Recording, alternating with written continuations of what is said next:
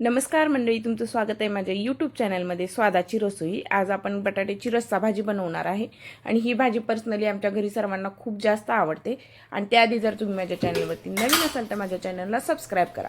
तर चला बटाट्याची रस्सा भाजी कशी बनवायची ती मी सिंपलमध्ये तुम्हाला सांगते। बनवायला खूप सोपी आहे आणि 10 मिनिटात ते बनवून तयार होते। एक पातेलं किंवा एक कढई घ्या, कढईमध्ये 2 चमचे तेल ॲड करा। तेल छान गरम झाले की त्याच्यामध्ये छान जिरं मोहरीची फोडणी द्या। जिरं मोहरीची फोडणी छान बसली की त्याच्यामध्ये कढीपत्ता ॲड करा। कढीपत्त्याचा फ्लेवर कोणत्याही रस्सा भाजीमध्ये खूप छान लागतो। कढीपत्ता ॲड केल्यानंतर त्याच्यामध्ये चॉप करून घेतलेला कांदा ॲड करा आणि कांदा छान परतून घ्या। कांद्याचा कलर चेंज होईपर्यंत, कांद्याचा कलर गोल्डन ब्राऊन कलर होईपर्यंत आपल्याला कांदा छान परतून घ्यायचा आहे। पाहू शकता अशा पद्धतीने मी कांदा छान परतलाय। आता कांद्यामध्ये घरातले बेसिक मसाले ॲड करायचे।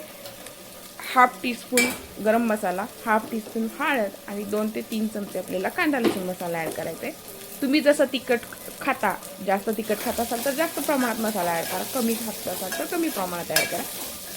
आता छान कांदा लसूण मसाला ॲड केल्यानंतर हे सर्व मसाले आपल्याला कांद्याबरोबर छान परतून घ्यायचे आणि नंतर त्याच्यामध्ये आपल्याला एक छोट्या साईजचा टोमॅटो कट करून ॲड करायचा आहे आणि टोमॅटो आपल्याला छान या सर्व मसाल्यांबरोबर परतून घ्यायचं।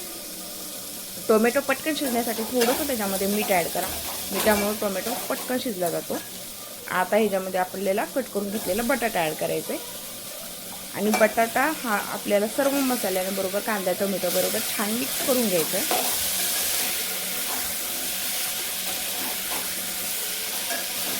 आता बटाटा आपला छान मिक्स करून झालेला आहे। आता काय करायचं आपल्याला ह्याच्यामध्ये गरम पाणी ॲड करायचं। उकळलेलं गरम पाणी ह्याच्यामध्ये ॲड करायचं। उकळलेलंच पाणी ॲड करा जेणेकरून भाजीचा कलर अजिबात चेंज होत नाही। भाजीचा कलर ॲज इट इज राहतो आणि भाजीला चवही खूप छान लागते। आता मी ह्याच्यामध्ये गरम पाणी ॲड केलेलं आहे। आता हे गरम पाणी असल्यामुळे पटकन उकळी येतं, तर हे पाहू शकता तुम्ही, हे पटकन उकळी पण आलेली आहे। भाजीला छान उकळी आली की त्याच्यामध्ये 3 ते 4 चमचे शेंगदाण्याचं कूट ॲड करा। कूट तुम्ही कमी जास्त ॲड करू शकता, तुम्हाला कशी भाजीची कन्सिस्टन्सी हवी त्या पद्धतीनं तुम्ही शेंगदाण्याचं कूट कमी जास्त ॲड करा।